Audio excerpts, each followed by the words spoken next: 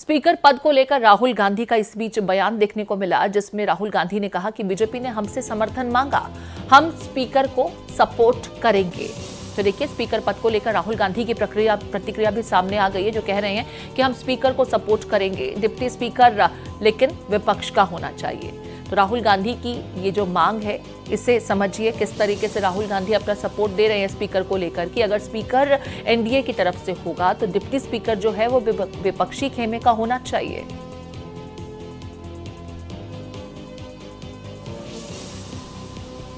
राहुल गांधी ने यह कहा कि बीजेपी ने उनसे समर्थन मांगा और वो स्पीकर का सपोर्ट करेंगे, लेकिन डिप्टी स्पीकर का जहां तक सवाल है, विपक्षी खेमे से ही डिप्टी स्पीकर चुना जाना चाहिए।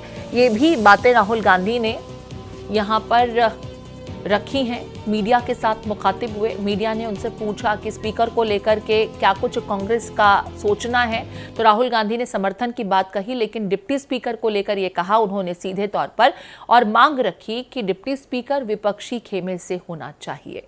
लोकसभा में स्पीकर और डिप्टी स्पीकर के पद को लेकर राहुल गांधी के साथ अखिलेश यादव की प्रतिक्रिया भी सामने आई है, आपको सुना देते हैं।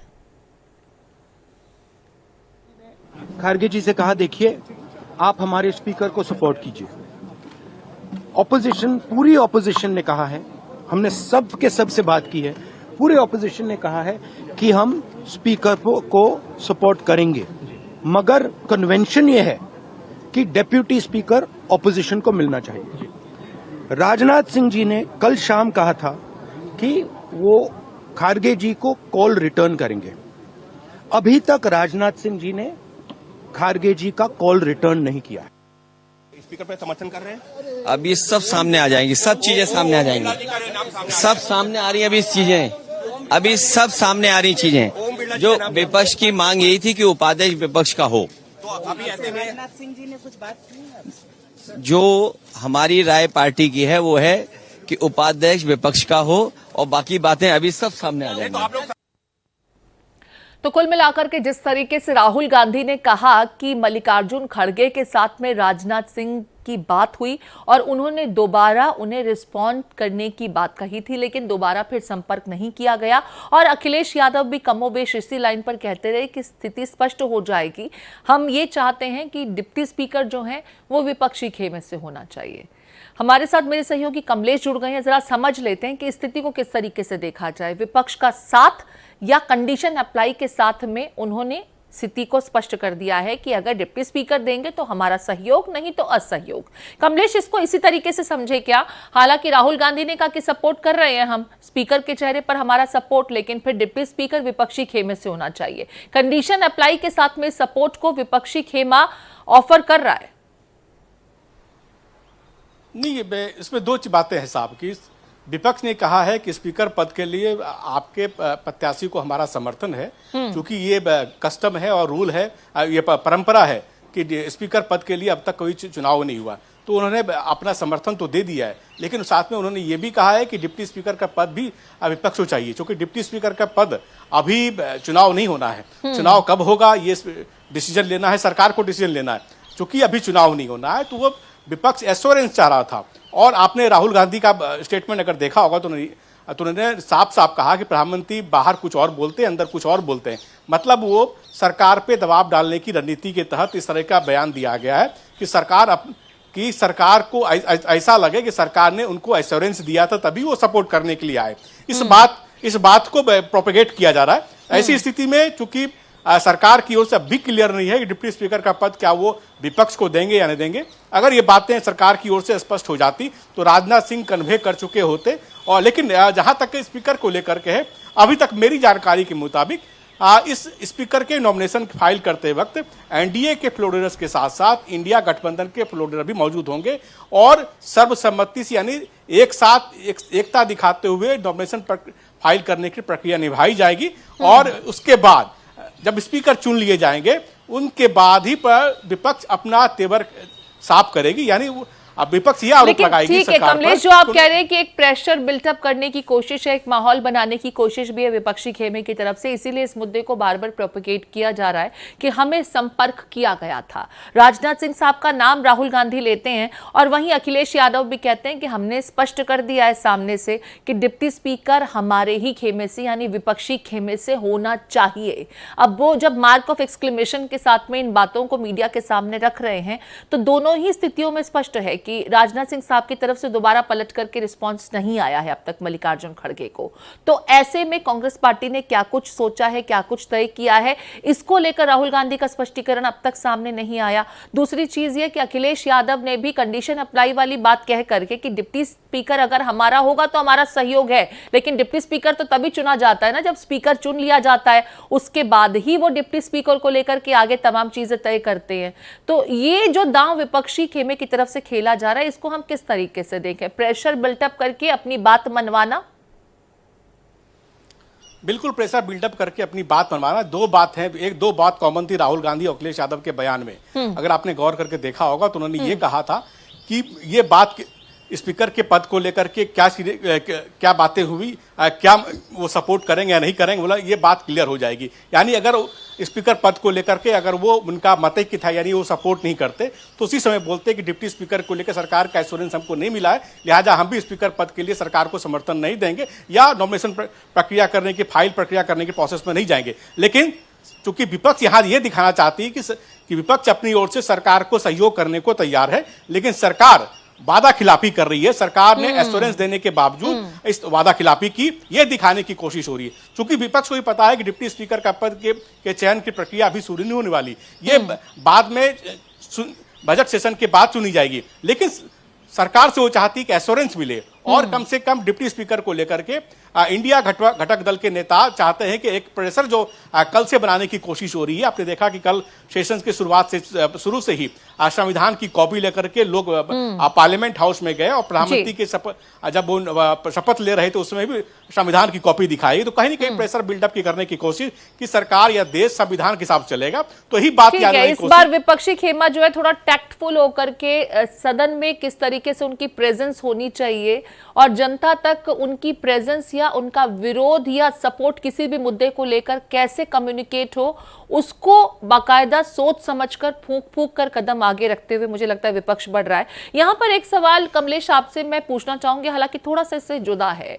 इस बार बीजेपी की सरकार नहीं है, एनडीए की सरकार है और टीडीपी और जेडीयू दो महत्वपूर्ण यहां पर घटक दल हैं और जानकारों की राय ये है कि टीडीपी की तरफ से भी डिप्टी स्पीकर को लेकर के उम्मीदें होंगी। अगर जेडीयू की तरफ से अब तक कुछ भी नहीं कहा गया है तो ठीक है, उन्हें हम एक शांत सपोर्टिव एलिमेंट के रूप में देख सकते हैं, लेकिन टीडीपी भी शांत ही रहेगा डिप्टी स्पीकर को लेकर और विपक्षी खेमे के कैंडिडेट पर टीडीपी की भी सहमति होगी। ये होता हुआ आप देख रहे हैं क्या?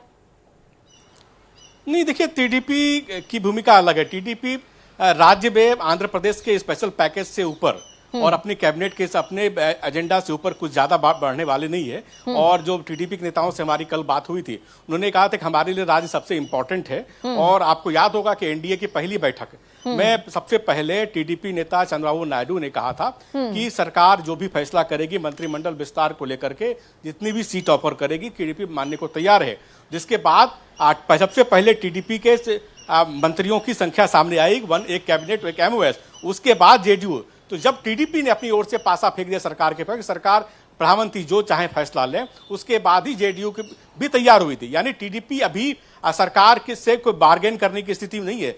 टीडीपी चाहती है कि आंध्र प्रदेश में उनका स्पेशल पैकेज मिले, जो उनको 50,000 करोड़ का पैकेज मिलना, वो पैकेज पर टीडीपी फोकस कर रही है। जहां तक के केंद्र में है, अगर टीडीपी को, चूंकि जीएमसी वाले योगी टीडीपी के ही नेता थे जो स्पीकर बनाए गए थे वाजपेयी सरकार के काल में, तो टीडीपी को अगर बनाई जाती है तो निश्चित रूप से कहीं से कहीं एक सकारात्मक संकेत बीजेपी की तरफ से होगा अपने सहयोगी पार्टी को, कि वो सहयोगी पार्टी को भी साथ लेकर चलने में विश्वास रखती है। ऐसी स्थिति में सब कुछ डिपेंड करेगा कि क्या ये विपक्ष की जो प्रेशर टैक्टिस है, चूंकि विपक्ष इस बार बड़ी संख्या में है और सरकार को चूंकि लोकसभा में कोई भी बिल पारित कराने में कोई मुश्किल नहीं हो सकती है, लेकिन राज्यसभा में अभी भी एनडीए के पास पर्याप्त बहुमत नहीं है। अगर ये मान लिया जाए कि अगर बीजू जनता दल जैसी पार्टी और वाईएसआर कांग्रेस जैसी पार्टी अगर सरकार को समर्थन नहीं देती है राज्यसभा में किसी महत्वपूर्ण बिल पर, फिर सरकार किसी भी बिल को पार कराने में मुश्किल होगी सरकार को। ऐसी स्थिति में सरकार को विपक्षी दलों की भी सहयोग की जरूरत है। अब यह देखना होगा कि क्या सरकार इस स्थिति में बार्गेनिंग की स्थिति में विपक्ष को भी विश्वास में लेकर चलती है, और जो अब तक का नॉर्म रहा, अब तक का ट्रेडिशन रहा है, 2019 को छोड़ दें तो क्या सरकार इस बार डिप्टी स्पीकर का पद देगी। और यह भी बहुत दिलचस्प है, ये बात जाननी दर्शकों को जाननी बहुत जरूरी है कि डिप्टी स्पीकर का पद बेहद महत्वपूर्ण पद होता है। अगर लोकसभा स्पीकर अपने सदन में नहीं हो तो डिप्टी स्पीकर वही काम करते हैं जो लोकसभा स्पीकर करते हैं, यानी उनके पास भी किसी संसद सदस्य को बर्खास्त करने का, सस्पेंड करने का या बेल से बाहर निकलने का, ये तीनों अधिकार उनके पास रहता है। और एंटी डिफेक्शन लॉ के तहत फैसला लेने का अधिकार भी उनके पास होता है अगर स्पीकर ना रहे तो इसलिए ये काफी महत्वपूर्ण पद है, इसलिए विपक्ष इस पद के लिए आमादा है। जी ठीक है, वापस स्पीकर के चुनाव की प्रक्रिया की ओर रुख करते हुए मैं ये समझना चाहती हूँ, राहुल गांधी जिस कन्वेंशन का जिक्र कर रहे थे और जो प्रथा आप भी बता रहे थे कि अक्सर यही देखा गया है कि इसका चुनाव नहीं होता है और सर्वसहमति से ही किसी कैंडिडेट को चुन लिया जाता है। नामांकन की बात, क्योंकि आज 12 बजे के बाद नामांकन का समय निकल जाएगा, यही समय है जिस दरमियान हम और आप बात कर रहे हैं, ओम बिरला साहब अपना नॉमिनेशन कर रहे होंगे। मैं ये समझना चाहती हूँ कि कन्वेंशन का एक तरफ राहुल गांधी कर रहे हैं, तो राहुल गांधी भी यानी इस बात की तस्दीक तो कर ही रहे हैं कि ठीक है, डिप्टी स्पीकर अगर एनडीए की तरफ से और उधर से अब तक कोई और नाम कॉइन नहीं किया गया है तो इसे भी एक सपोर्ट ही कहा जाए, और जब कोई और नाम सामने नहीं होगा तो चुनाव की जरूरत ही नहीं है, सिर्फ ऐलान ही हो जाएगा कि वो बिना किसी चुनाव के ही चुन लिए गए हैं। जी बिल्कुल कह सकते हैं, मूक सपोर्ट कह सकते हैं इसको, जो कि जो परंपरा में बता देता हूं कि अभी जब आप हमसे बात कर रही हैं तो राजनाथ सिंह के कक्ष में एनडीए के घटक दलों के नेता यानी फ्लोर लीडर्स अपनी अपनी तरफ से समर्थन का पत्र यानी नॉमिनेशन पे दस्तखत करके वहां जमा कर रहे हैं। अगर एनडीए इंडिया गठबंधन के लोग भी चाहेंगे तो उसी राजनाथ सिंह के कमरे में जाएंगे और अपना अनुमोदन का पत्र लेकर वहां दस्तखत जमा करेंगे, तो उसको फिर एक फाइल कॉपी करके लोकसभा सेक्रेटरी जनरल के पास जाया जाएगा, वहां दाखिला किया जाएगा। अगर वो सपोर्ट देना चाहेंगे तो और उसकी तस्वीर भी कुछ देर में सामने आ जाएगी, अगर इंडिया गठबंधन के लोग वहां दिखेंगे तो जाहिर सी बात है इस तरह का सपोर्ट कर। लेकिन चूंकि अब समय नहीं बचा है और चूंकि अगर इंडिया गठबंधन को कोई कैंडिडेट खड़ा करना होता तो अपनी बात आपस में वो सलाह मशवरा जरूर करते, इसलिए बिल्कुल क्लियर है कि वो स्पीकर पद के लिए तो कतई इंटरेस्टेड नहीं थे। हाँ, डिप्टी स्पीकर पद को लेकर के वो जरूर जोर आजमाइश करेंगे। उस समय हो सकता है कि आपको हर तरह की रूपरेखा आपको देखने को मिले, हर तरह की प्रपंच देखने को मिल सकती है, लेकिन खास बात यह भी है कि इस बार भी संख्या बल नहीं है और बार बार विपक्ष यही कर रहा है कि कन्वेंशन के हिसाब से डिप्टी स्पीकर का पद मुझे दे दें, और शायद ये कहीं हद तक एक जायज भी लगता है, तबकि प्रधानमंत्री खुद ही कर रहे हैं कि संसद को सुचारू रूप से चलाना ना सरकार की जिम्मेदारी, विपक्ष की भी जिम्मेदारी है। तो ऐसी स्थिति में जिम्मेदारी दोनों ही खेमों की होती है। अगर सत्ता पक्ष की तरफ से कुछ बातें रखी जाती हैं और उस पर सकारात्मक बहस या चर्चा की आवश्यकता हो तो विपक्ष की जिम्मेदारी भी उतनी ही अहम हो जाती है। लौटती हूँ कमलेश आपके पास में, इस बीच अपने दर्शकों को जरा ग्राफिक्स के जरिए बता दें कि डिप्टी स्पीकर का चुनाव कैसे होता है, जिसको लेकर के राहुल गांधी भी तमाम बातें रख रहे थे। पहले सदन में स्पीकर की शक्तियां क्या हैं ये देख लीजिए। लोकसभा स्पीकर संसदीय बैठकों का एजेंडा तय करते हैं। सदन में विवाद होने पर स्पीकर नियमानुसार कार्रवाई करते हैं। स्पीकर के चुनाव की तारीख राष्ट्रपति तय करते हैं। 26 तारीख को इस बार ये चुनाव होगा। डिप्टी स्पीकर के चुनाव की तारीख स्पीकर की ओर से की जाती है। देखिए ये फर्क है, डिप्टी स्पीकर का चुनाव भी वैसे ही होता है जैसे स्पीकर का चुनाव किया जाता है। एक ही उम्मीदवार तो सदन में उसका प्रस्ताव रखा जाता है और उसे पास किया जाता है। अगर एक से ज्यादा उम्मीदवार हैं तो फिर वोटिंग कराई जाती है। लोकसभा का सदस्य ही स्पीकर या डिप्टी स्पीकर बनाया जा सकता है। दोनों का ही कार्यकाल 5 साल का होता है। तो स्पीकर और डिप्टी स्पीकर के चयन में जो बेसिक फर्क है वो सिर्फ ये है कि स्पीकर के चुनाव की तारीख राष्ट्रपति तय करते हैं और डिप्टी स्पीकर के चुनाव की तारीख स्पीकर की ओर से तय की जाती है। कमलेश का एक बार फिर से रुख कर लेते हैं, समझ लेते हैं। कमलेश, जैसा कि आप कह भी रहे थे कि अभी डिप्टी स्पीकर को लेकर तो चुनाव होना नहीं है, उसमें वक्त है। वैसे भी स्पीकर का चुनाव होगा, उसके बाद ही डिप्टी स्पीकर को लेकर के कोई प्रक्रिया जो है वो आगे बढ़ेगी। ऐसे में जब मैं आपसे बात कर रही हूँ, समय तो लगातार नॉमिनेशन के हिसाब से अब निकल ही रहा है और अब इससे सिर्फ औपचारिकता भर ही कहा जाएगा कि कोई और नॉमिनेशन नहीं। तो ऐसे में ओम बिरला ही स्पीकर बनने जा रहे हैं। विपक्षी खेमे की तरफ से ओम बिड़ला के नाम को लेकर के प्रतिक्रिया किस तरीके से आई? हालांकि सपोर्ट की बात राहुल गांधी कर चुके हैं, लेकिन नाम का औपचारिक ऐलान हो चुका है। उसके बाद से इस नाम को, इस चेहरे को किस तरीके से विपक्षी खेमे से स्वीकार्यता मिली?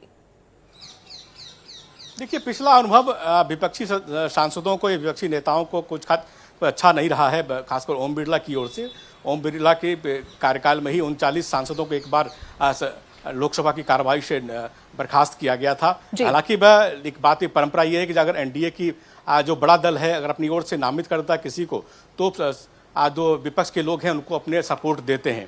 ऐसी स्थिति में अब देखना होगा क्या ये कार्यकाल ओम बिड़ला का एज ए स्पीकर डिफरेंट होगा पिछली बार के मुकाबले, क्योंकि ये दूसरी बार ओम बिड़ला स्पीकर होने जा रहे हैं। और ऐसी स्थिति में जब ओम बिड़ला एक बार स्पीकर हो जाएंगे तो वो किसी पार्टी के नहीं रहेंगे और बिना भेद और भाव किए हुए सदन चलाएंगे।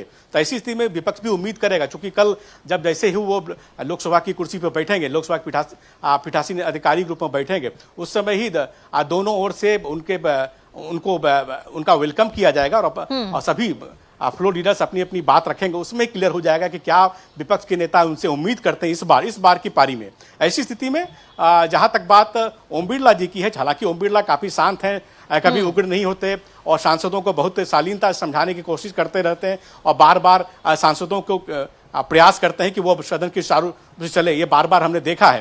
लेकिन कई बार सांसदों की उत्तेजना में जब वो वेल में आते हैं या जब लोकसभा स्पीकर की बात नहीं सुनते तो उनको अपना अधिकार का इस्तेमाल करना पड़ता है। ऐसी स्थिति में चूंकि इस बार डिफरेंट माहौल है और एक तरफा दोनों पक्षों को एक साथ लेकर चलने की कोशिश होनी भी चाहिए। ऐसी स्थिति में लोकसभा स्पीकर की भूमिका बहुत महत्वपूर्ण हो जाती है। तो क्या ये भूमिका उनका 2019 के बारबादी होगी, अलग होगी, कैसे होगी, ये बिल्कुल कमलेश ठीक कह रहे हैं, क्योंकि इस बार नंबर और मैंडेट थोड़े से इतर है 2019 के मुकाबले। ऐसे में जो स्पीकर हैं उनकी कार्यशैली में भी कुछ परिवर्तन देखने को मिल सकता है। और जैसा कि आपने कहा कि पिछली मर्तबा विपक्षी खेमे का एक्सपीरियंस ओम बिड़ला साहब के हिसाब से बहुत अच्छा नहीं रहा था। कुछ खट्टी जो यादें हैं वो जरूर उनके जहन में होंगी। हालांकि वो फेयर तरीके से अपनी जिम्मेदारियों का निर्वहन करते हैं। वो उनकी ड्यूटी का हिस्सा है कि सदन में व्यवस्था बनाए रखें, नियमों के हिसाब से सदन में कार्रवाई हो। ऐसे में कुछ लोगों के हिसाब से अनुशासनात्मक कार्रवाई करनी पड़ती है, तो वो भी उनकी जिम्मेदारी का ही हिस्सा है, जिसका परिचय उन्होंने पिछले कार्यकाल के दरमियान दिया भी था। और वो यादें तमाम विपक्षी खेमों के चेहरों को याद भी होंगी। बहुत शुक्रिया विस्तार से स्पीकर को लेकर के तमाम जो अब तक कवायद चल रही है और आगे क्या कुछ एक्शन हो सकता है विपक्षी खेमे की तरफ से भी, उस पर बात करने के लिए आपका। तो ओम बिड़ला साहब स्पीकर बनने जा रहे हैं। एनडीए खेमे की तरफ से उनके नाम का औपचारिक ऐलान कर दिया गया। हालांकि विपक्षी खेमे से भी उनके नाम को लेकर के सपोर्ट की बात कही गई, लेकिन साथ ही ये भी कहा गया कि अगर एनडीए की तरफ से स्पीकर पद पर कोई व्यक्ति आसीन होता है तो कन्वेंशन के हिसाब से डिप्टी स्पीकर के लिए विपक्षी खेमे से किसी को मौका मिलना चाहिए, और अगर ऐसा होता है तो हमारा सपोर्ट एनडीए के स्पीकर को रहेगा।